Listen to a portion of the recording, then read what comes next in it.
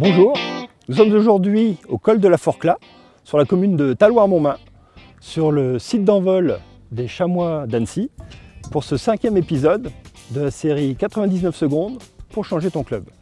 La fidélisation est un des points clés de la bonne santé économique d'un club sportif, tout simplement parce que les recettes qui proviennent des adhérents sont les moins fragiles comparées au sponsoring ou au mécénat par exemple. Je suis questionné très souvent sur la façon de recruter de nouveaux adhérents, mais rarement sur la façon de conserver au sein de l'association des personnes qui la connaissent pourtant bien.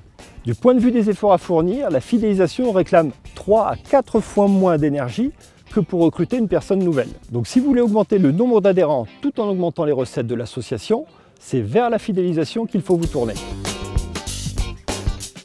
Savoir que les adhérents aiment l'association, c'est bien, mais comprendre pourquoi, c'est mieux.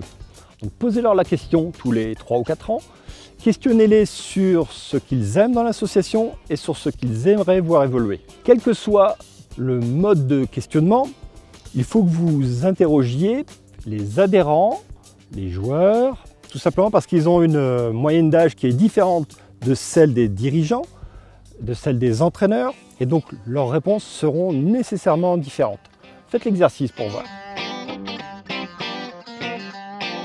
Alors, quel que soit le résultat de cette consultation, la fidélisation va vous obliger à travailler votre relation aux adhérents. Pourquoi? Eh bien, tout simplement parce qu'aujourd'hui, bien enseigner un geste technique ne suffit plus.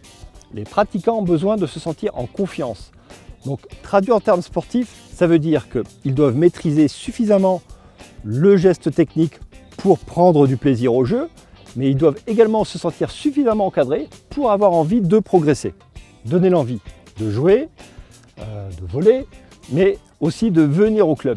Car le club aujourd'hui est devenu un véritable lieu de vie.